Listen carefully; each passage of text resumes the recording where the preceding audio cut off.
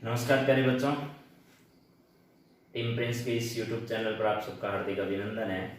कक्षा 11 और 12 के लिए ज्योग्राफी विषय की क्लास लेकर मैं लगातार आ रहा था। कुछ क्लासें बीच में नहीं आई है, तो अब अपन रेगुलर रोजाना क्लास डालते रहेंगे। अपन ने बातचीत की है कि अंतर्राष्ट्रीय सीमा पर कौन कौन से देश हैं जिनके साथ भारत सीमा बनाता है, उस पर बातचीत अपनी चल रही थी। और अपन ने बातचीत कर ली है पाकिस्तान के साथ हमारी कितनी सीमा है, और पाकिस्तान के साथ जो सीमा विवाद है उन विषयों पर अपनी बातचीत हो चुकी है। आज अपन बातचीत करना चाह रहे हैं अफगानिस्तान और चीन के साथ लगने वाली सीमाओं के बारे में। चलिए प्यारे बच्चों देखते हैं। आज पहली बातचीत हमारी होगी अफगानिस्तान के साथ लगने वाली सीमा। अफगानिस्तान के साथ लगने वाली सीमा। अफगानिस्तान के साथ कितनी सीमा भारत बनाता है और उसका नाम क्या है? सबसे पहले तो इस सीमा को निर्धारित करने वाले थे सर मार्टिमूर डुरंड। इन्होंने इस सीमा का निर्धारण किया था। अब याद ये रखना है बालकों आप लोगों को कि अफगानिस्तान के साथ वर्तमान में भारत की कोई वास्तविक सीमा नहीं लगती है। वर्तमान में भारत की कोई वास्तविक सीमा नहीं लगती है। पहले इसकी जो लंबाई थी वो लंबाई थी भारत के साथ लगने वाली सीमा की 81 किलोमीटर। आजकल क्यों नहीं है? क्योंकि ये वर्तमान में पीओके में है। ये क्षेत्र वर्तमान पीओके में है। वर्तमान में कहां है? पीओके में है। अब पीओके में आप लोग ध्यान करिएगा जरा, मैं एक बात आपको समझाना चाह रहा हूं कि भारत की ये सीमा क्यों नहीं है वर्तमान में भारत के पास। उसकी एक छोटी सी आपके पास तस्वीर मैं बना देता हूं। देखिए ये जो इलाका है भारत का, यहां से लेकर के यहां तक का जो पीओके वाला क्षेत्र था, इस पीओके वाले इस क्षेत्र में ये पीओके है मान लो, इस पीओके वाले क्षेत्र से इधर ये जो सीमा है कितनी 81 किलोमीटर। ये सीमा पहले अफगानिस्तान के साथ लगती थी, अफगानिस्तान के साथ लगती थी भारत की। लेकिन पीओके पर पाकिस्तान का कब्जा हो जाने के कारण वर्तमान में ये जो सीमा है ये कहां है? पाकिस्तान में है, भारत के साथ नहीं लगती है। इसका मतलब वर्तमान पीओके है तो वर्तमान में भारत के साथ अफगानिस्तान की कोई सीमा वास्तविक रूप से स्पर्श नहीं करती है। इस बात का ध्यान रखना, ठीक है। लेकिन पहले सर मार्टिमूर डुरंड ने इस रेखा का निर्धारण किया था। लंबाई 81 किलोमीटर, वर्तमान में ये पीओके में है। अब एक बात और ध्यान करो। सबसे पहले ध्यान करने वाली बात यह है कि 19 अगस्त 1919 को अफगानिस्तान आजाद हुआ था, ठीक है। अफगानिस्तान क्या हुआ था? अफगानिस्तान आजाद हुआ। यानी सीधी सी बात है, अपन 15 अगस्त 1947 को आजाद हुए। अपने से बहुत पहले अफगानिस्तान आजाद हो गया था, ठीक है। आप लोगों को मालूम होगा इस बात का। और 2019 में इसने अपनी आजादी के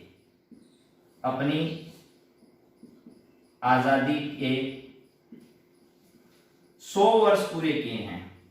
100 वर्ष पूरे किए हैं। इतनी सी बातें अपने को अफगानिस्तान के बारे में जाननी है। पहला क्षेत्र कहां है? देखिए इधर पाकिस्तान के साथ सीमा बनाता है भारत। पाकिस्तान के बाद ये अफगानिस्तान का इतना क्षेत्र है कि वर्तमान पीओके में है। आप लोगों को जानकारी होगी इस बात की। अगर ये भाग पीओके में तो वर्तमान में अफगानिस्तान भारत के साथ वास्तविक रूप से किसी भी प्रकार की सीमा का निर्धारण नहीं करता है। लेकिन पहले इस सीमा का निर्धारण सर मार्टिमूर डुरंड ने किया। इसकी लंबाई 21 किलोमीटर, वर्तमान पीओके में है। 19 अगस्त 1919 को अफगानिस्तान आजाद हुआ, जिसने 2019 में अपने 100 वर्ष आजादी के मनाए। ये जानकारी आपने थी अफगानिस्तान के साथ लगने वाली सीमा के बारे में। चलिए अब अपन बातचीत करना चाहते हैं अगले चीन के साथ लगने वाली सीमा के बारे में। अगला जो देश है वो कौन सा है? चीन है। चीन के साथ कितनी सीमा भारत की लगती है उस पर थोड़ी सी बातचीत अपनी हो जानी चाहिए। ये यहां से अपन हटा देते हैं। चीन के साथ भारत की सीमा कितनी लगती है? वो है 3400 किलोमीटर। 3400 किलोमीटर चीन के साथ भारत सीमा बनाता है।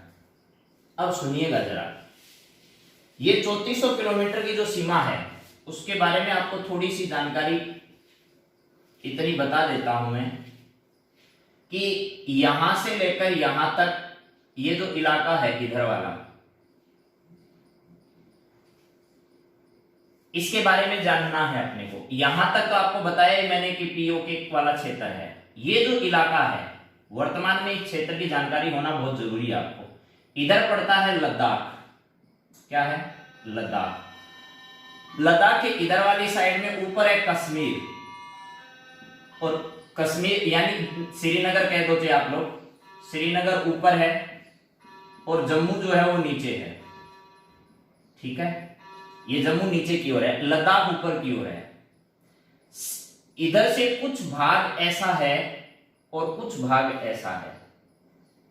यानी चीन के साथ अपने कौन कौन से राज्य हैं जो सीमा बनाते हैं, पहली बात यह है। और चीन के साथ जितनी सीमा अपनी लगती है उसका निर्धारण करने वाले कौन थे? तो सबसे पहले कितनी लगती है? तो 3400 किलोमीटर की सीमा किसके साथ लगती है? अपनी चीन के साथ लगती है, ये ध्यान रह जाएगा। इसके बाद देखिए sir Henry McMahon, sir Henry McMahon, sir Henry McMahon ने इस सीमा का निर्धारण किया। अब सीमा का निर्धारण होने के बाद क्या हुआ कि भाई अपने कौन कौन से ऐसे स्टेट हैं जिनकी सीमा चीन के साथ लगती। तो सबसे पहले देखिए, आप लोगों को याद है तो वर्तमान में जो ये लद्दाख अपना यूटी बना है यानी केंद्र शासित प्रदेश बना है, यूनियन टेरिटरी बना है। तो एक तो अपना यूनियन टेरिटरी जो है वो लद्दाख है। ठीक है, लद्दाख के साथ इसकी सीमा लगती है। इसके साइड में लिख देता हूं मैं यूटी।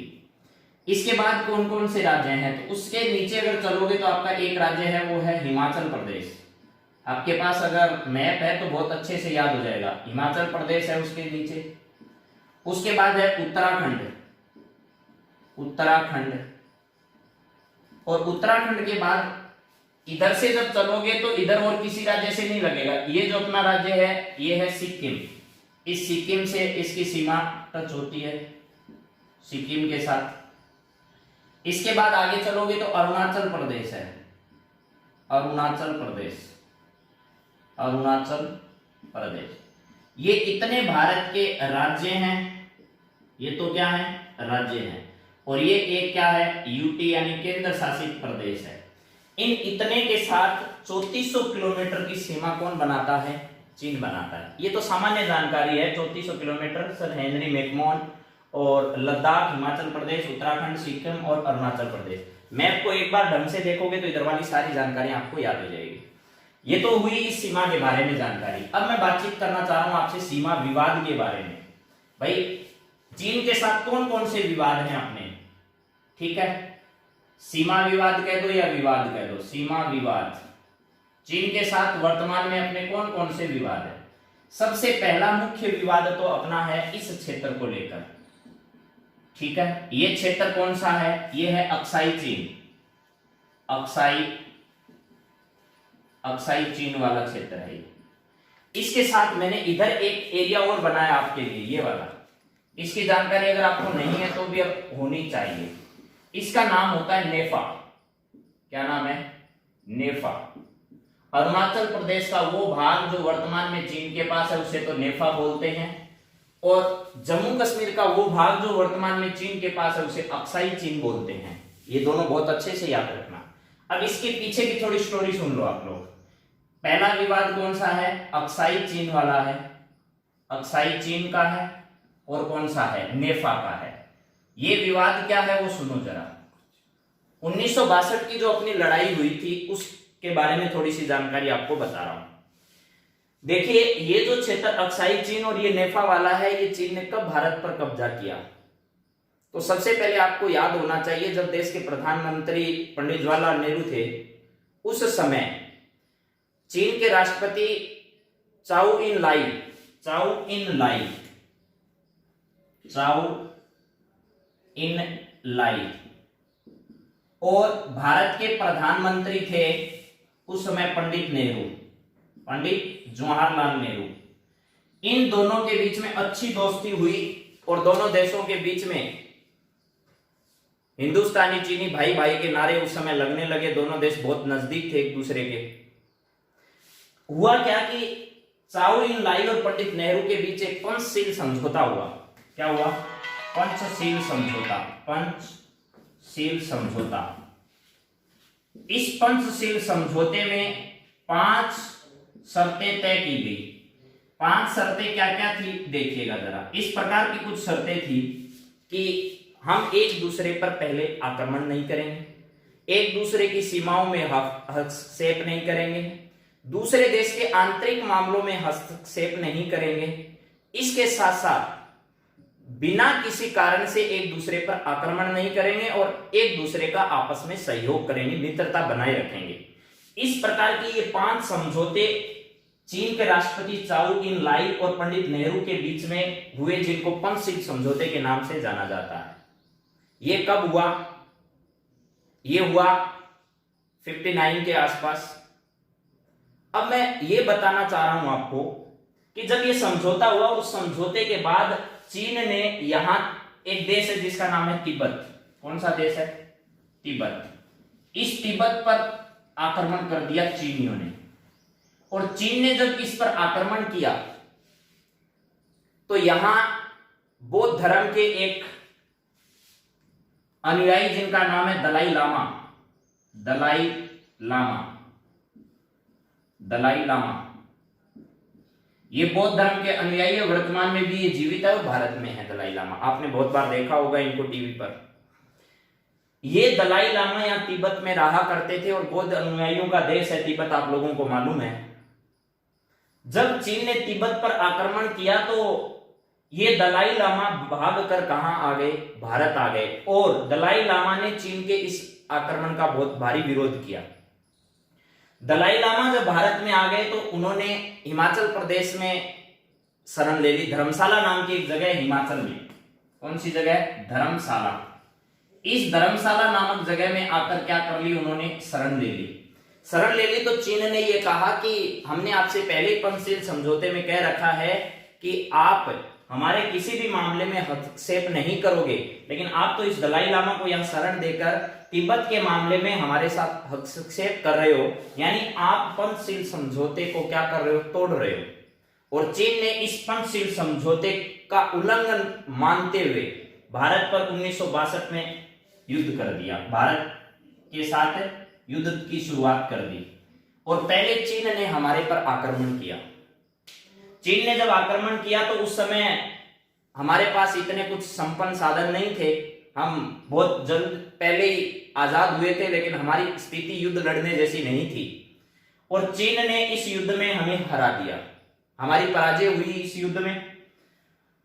हजारों सैनिक, लाखों सैनिक इस युद्ध में मारे गए। फिर भी इस युद्ध के बाद ये जो क्षेत्र है वो, और ये जो अरुणाचल प्रदेश वाला नेफा क्षेत्र है, इस पर अधिकार कर लिया किसने? चीन ने।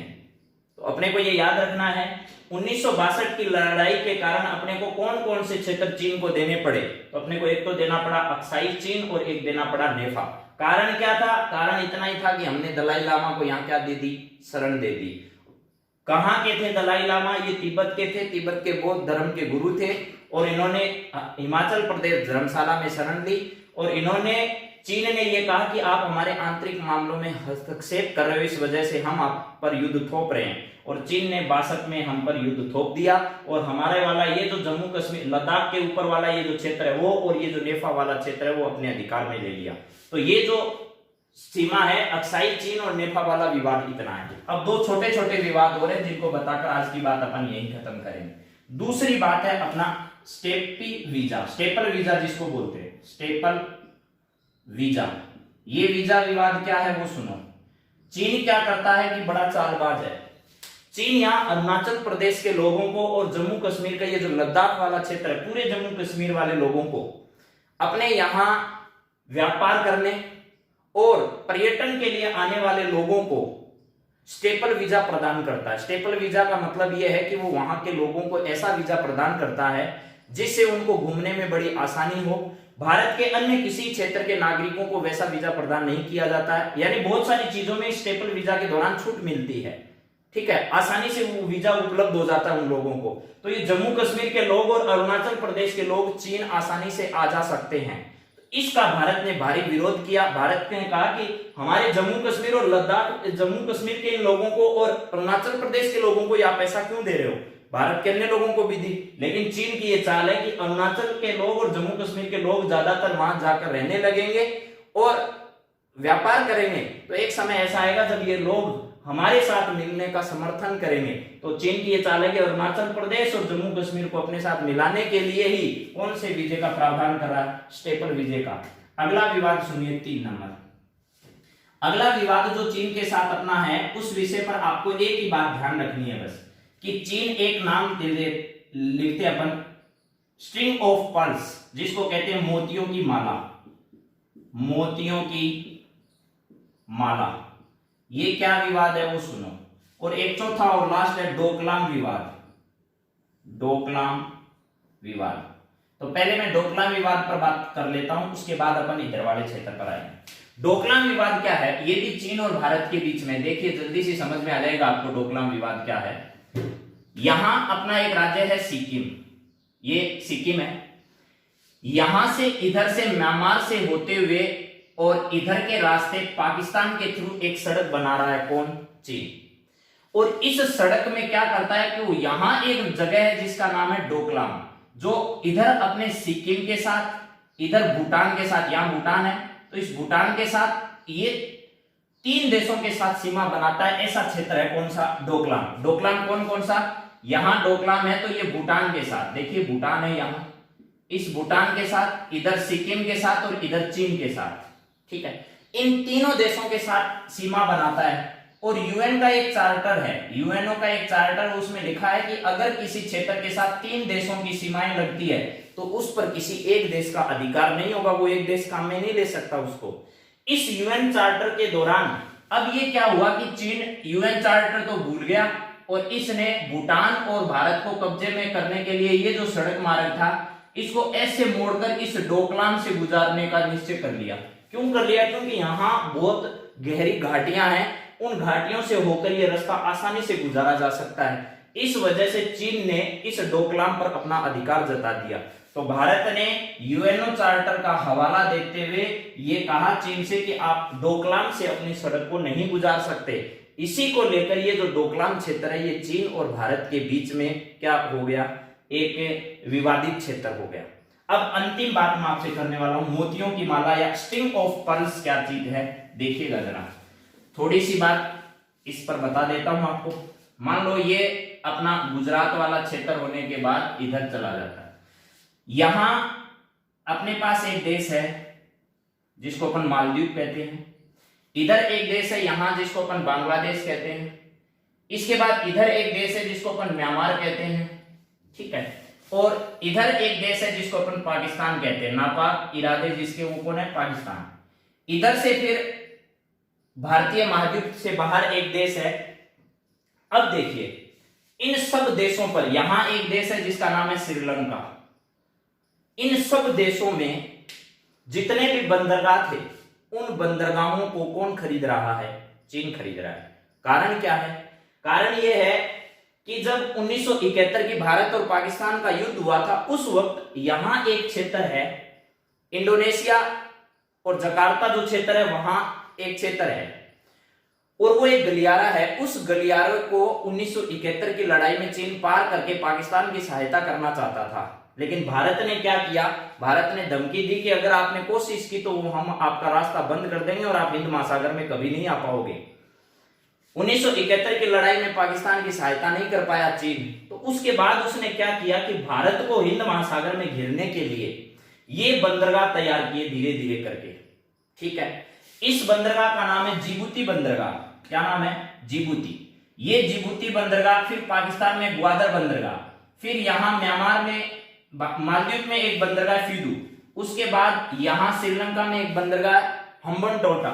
हम्बनटोटा के बाद इधर चलोगे तो अपने पास यहां बांग्लादेश में है चटगांव, और इसके बाद है यहां चलोगे तो न्यू म्योर। तो इसके बाद ये जो आपका है वो है,